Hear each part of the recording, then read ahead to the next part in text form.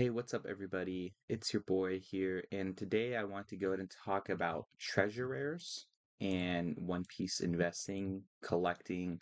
If you're into anything like that, there's been a lot of talk about treasure rares. And I want to just give not just my thoughts, but what I think are the legitimate, correct thoughts on how we should be viewing treasure rares. The space has really seen a lot of new collectors, a lot of new investors, and a lot of new players, which is obviously really healthy for the game, but you're going to see people come in and who have a lot of influence and influence the market, and there's a lot of sheep and herd mentality. That's going to influence some of the prices of these cards, and I just want you to be wary of some of the prices of these cards. And a lot of people are talking about a potential bubble, with all the rise in collecting investing. There's also rise of, is there going to be a bubble? When's the bubble going to pop? What's the bubble going to affect? Stuff like that. So when it comes to that, I really just want to talk about treasures. I think these treasure rares are all insanely overflated cards or inflated cards, and they're blown out of proportion. And really, with a lot of cards, what you see what happens is, let's just look, for example, this Jewelry Bonnie SP. If you own this SP, you're obviously not going to get on TCG Player and sell it for $240 today. If someone offers to buy it for $240, they're going to pull up TCG Player and see this and say, you know what, I don't think it's worth $240. And so, in order for this card to go down in price, it's going to take a lot of people listing their SPs of this card at a lower price than this, and it's going to happen enough times to significantly undercut this and then stabilize. The way prices truly go down and the way a bubble would pop would be if this card sits at 274, no one lists a new one, and no one buys it at 274. Average daily sold is 2. We can go and look. This is today's date. 2 sold today, like 5 here, then the second. So the card is quote unquote consistently selling at this price, whether you believe it is or not. Once this card is no longer selling at this price consistently, it's going to make sense for even this buyer or a new buyer to value it lower and sell it lower. And then cards will slowly start to decline if people decide they are not willing to pay the price. Ultimately, the price of something, I know this is kind of not really getting to my point here, it's long winded, but ultimately, the price of something is what someone is willing to pay for it. So, as long as people are willing to buy this or any card at its price, then it's worth that. Um, that being said, I think treasure rares are a really blown out of proportion card.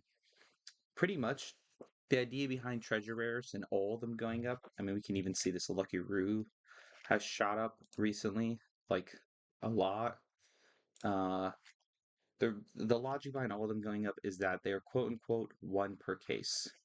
Now, that has been true for majority of these. I myself have opened a case of OP13. I'm pretty confident ever since the introduction of manga events, it's affected these pull rates for these significantly, or at least a little bit. When it comes to OP13, I believe when you open a case, you either get this treasure rare or you get the Divine Departure event. With that being said, let's just take this law, for example. It's one per case, right? Now, that might make you think, oh, it's similar to an SP. These SPs are 2 per case. These are 1 per case, so these are quote unquote rare, right? And so these have some intrinsic value, These should not be the price of an alt. This card forever was like 20, $30, as we can see here, when it wasn't really playable. Pretty cheap card. It's the price of a standard law alt. I could pull up a law alt from a different set and it's going to reflect that price.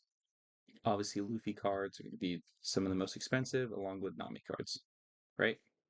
The reason this has shot up in prices, people are determining that it is one per case. The issue with this logic is that it's not an actual pull or chase, it's guaranteed one per case. So when it comes to an SP, these are 6 different variants of an SP per case.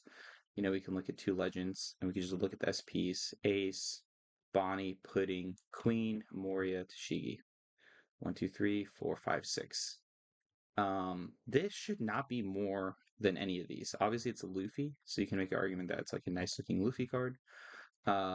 Just to do some further research, in certain sets, specifically like anniversary sets, when you have cards like these wanted posters, these also count as SPs. So there's 10 different SPs in the set, making pulling each SP a lot harder. then we're pulling a specific SP pretty difficult, right? Now, with that being said, SPs, all these are technically a chase. You might pull the Dragon one and you want the Rosinante one, or you wanted the Zorjoro. And obviously, their value reflects the ones that people want the most. People are going to want a Boa SP more than a Rob Lucci SP. This is not a chase. This Zorojuro, there's no chasing here. It's guaranteed one per case. So you might say, okay, it's still one per case. If we just break apart that logic, there is for every case of OP9, there's a Zorojuro SP. I mean, a Zorojuro Treasure Rare, right? For every single case that exists. There is not a Shanks leader ult in every case of OP9. There is not an alt 10 drop Shanks in every case of OP9. There's not an alt Nico Robin in every case of OP9. I can just tell you from my experience, we could just pull up Carrying On as Will, right? I'll go over what alts I did not pull. I did not pull Divine Departure ult, but that's not a good example. I did not pull this Luffy alt SEC. I did not pull a 5 Elders ult. I did not pull this Edward Newgate ult. I did pull Bonnie. I did pull Yamato. I did pull Lilith and Stussy. I did pull Garp. I didn't pull this Ace Saba Luffy. I didn't pull this Boa. These are more rare than the treasure rare, just in terms of quantity. There is more. Um, we could just an easier one. Just going back to this law. There's more of every other alt in this. There's more treasure rare than every other alt in this set. There's more of this law treasure rare than there is of the Stussy Bear Law. Now, it's artificial inflation. If you say a line that's convincing people, hey, it's a one per case, um, the people are just gonna buy this treasure rare, and then now it's sitting at 80. People aren't gonna really list it low, but I think in this is a sell. I'm just saying you should at least consider the idea of selling now. It's potential that these cards will go up even higher. This Nami can hit crazy prices. Um, but if a bubble does pop, cards like this Law, this Luffy, this Ace, this Lucky Roux, this Sanji, it's not actually $16. It's a fake listing. It's really 50. This Luffy, these are fake prices. The only one I would say is like the realest one is this Nami. It's a very, very specific art.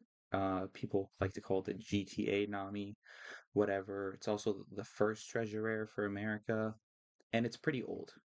Something like this Luffy, if we're looking at investing or collecting down the line, if you just imagine the game 5 years from now, there's going to be such an abundance of different Luffy alts, of different and higher rarities. This Luffy alt that is one of the most printed ever is not going to be that expensive. This is one of the most printed Luffy alts of all time. I could just factually, just by numbers of cases, every single case has this of two legends. Not every single case has this Nami. So with that being said, I think people should be very skeptical of the prices of these treasure rares. I can see this Luffy staying at this price forever, just because of the way the market has been manipulated recently and the way herd mentality works. But in general, I would be very, very skeptical of these treasure rares. And if you have some, I would definitely sell while they're high now because they're not going to hold the same value as this Luffy Wanted poster, which is significantly rarer than the treasure rare. And if we're looking at $100 for these cards, I mean, if I just search up a Luffy, let's see what Luffy cards are $150. Keep in mind, there's a Luffy treasure from OP7 or OP8 for every case of OP8. So for 150, you could have got this Luffy Taro SP. For 150, you could have got this card like a week ago. You could have got this card like a week ago. Um, this is much better. Pre-release tournament winner. This is an insanely good card to get for 150. Wait, this is an alt from OP01 from the very first set. And people are convincing themselves that a treasure rare that is one per case is worth more than this. The thing that this card is such a better investment of your money than the treasure rare. The thing that should come to your mind that's fraudulent about the one per case is that no other card is one per case. One per case is a bad thing. Um, if you look at every other card in this set is not one per case, except for like rares and commons. This is not one per case. This is not one per case. This whole page is not one per case, except for the Luffy. It's the opposite of a chase. It's a negative chase, and it makes the quantity super overinflate. So that's my two thoughts on treasure rares. This Nami one is definitely, I think, worth its value. Nami, this is a unique situation, but if we're thinking about there's going to be treasure rares every single set to the end of time, 5 years from now, let's just say we're on OP30 and there you have 17 more treasure rares and probably five more Luffy ones. Like that's I think that's what people are talking about when the bubble pops. When you have 1,000 Luffy alts and all of them are pretty cool, which ones are going to be the ones people really want? I mean, this card. This card is not one per case. It's way less than one per case. I arguably it looks way better, and it is a leader, which is just way more important than a character card to me. Uh, has no business being less than the treasure rare. Obviously, this card's gorgeous. If you like it, if you think it's worth this, you should get it. But I would say majority of these SPs are really inflated. For example, this Ace one. This is just like such a bad card too. Um, I actually want this card to be good so bad, but definitely be careful with your money. Kind of long-winded, but that's this the entirety of this video is I just want to debunk. There's a lot of these investors who don't really play the game or really understand the intricate details. Keep spamming the it's one per case, and that is just not the way you should be thinking about this. When every other alt is not one per case. So if you like the video, please subscribe. I'm gonna try to post some more informative videos coming up. And thanks for